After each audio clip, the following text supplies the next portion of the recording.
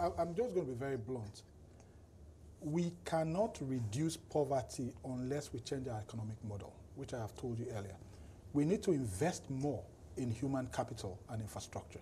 We can't run a 70% recurrent expenditure and 30%. In fact, it was this present administration that even increased it to 30%. At some point, it was 15% capital, 85% recurrent. And I told you earlier, once your expense supersedes your investments, you're getting poorer. Once your expense supersedes your investment and your income, you're getting much more poorer. And once your expense supersedes your investment and your income, and population is increasing, you are getting super poor. And that's why we're adding 8,000 people to extreme poverty every day. We are not even slowing down. Now, what the government says is that it recognizes the fact that it's top-heavy. I'm talking about the size of the public service. Yeah. And if it were to reduce the recurrent, that would mean job losses for the civil servants. And when we talk about that, it then somehow becomes a political issue, and then it gets into issues with the labor unions. We have the money, but the money is just going into the wrong places. I said this earlier. We need to read the budget page by page. When you read the budget page by page, then you know where money is going into, the funds are going into. Funds are going into travels. Funds are going into benefits and allowances. Funds are going into training. We're buying the same computer we bought last year, increasing it. This computer, for Christ's sake, has a lifespan. You buy 10 computers last year, then you are buying 12 or 15 this year. Do you change computers every year? Do you change photocopiers every year? Those are the things that need to be audited, right, to save money. All we need to do is look at the budget critically and cut down on our expense and redirect those funds. Now, you talked about the economic recovery growth plan, right? Now, I spoke about this in Abuja. You are saying you want to drive human capital development.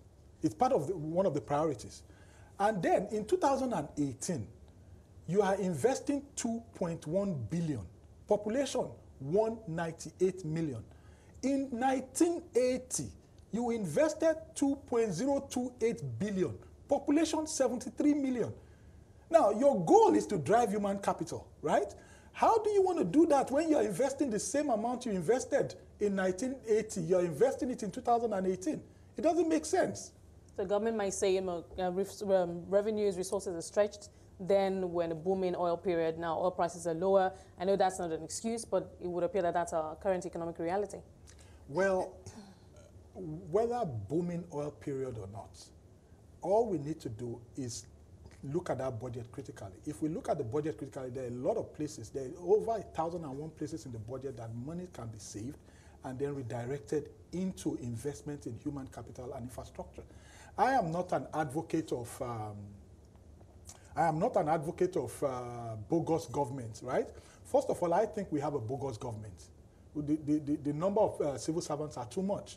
Government needs to look for how to cut down on the numbers, right? And then save money from there, and then redirect those funds. You know, for the part of the monetary authorities, they've been trying to, excuse me, they've been trying to come up with policies, intervention schemes particularly.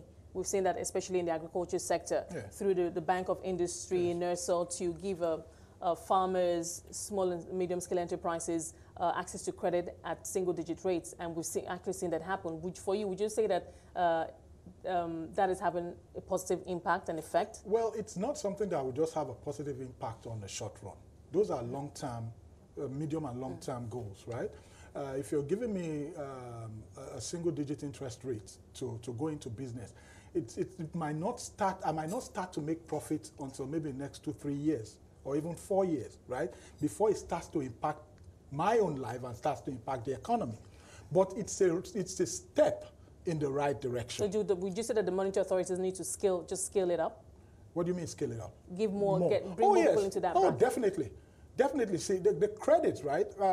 You go to the Western world, you have an account, they give you a credit card, right? You register a business. The next thing they call you up to see how they can structure credits for your business. Those are the things that drive the small and medium scale enterprises. Access to available funds to do what you need to do. But when you come into an economy and they are giving you 20-something%, right, credit facility. That means that the business has been designed to fail from the onset. And another part of the story is, I mean, for the fiscal side, because it would appear that the monetary authorities are doing a lot that the fiscal authorities should be doing, but we have these intervention schemes.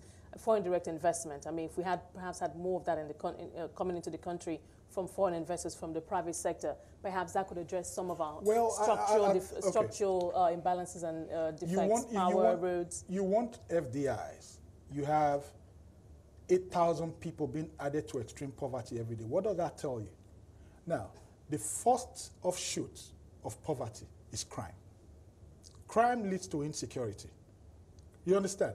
Now, if you look at, there was a survey that the World Bank conducted last year in 2017, and they said they actually did a survey on multinational CEOs, what they really want before going into emerging economies, and the first and foremost thing was political stability and security.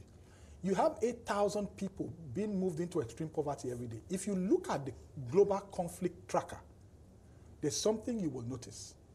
All the places that you have conflicts are major places that you have extreme poverty in the world. And all the places that you have extreme poverty, if you go into the Global Peace Index, all those countries are at the bottom of the Global Peace Index, including Nigeria.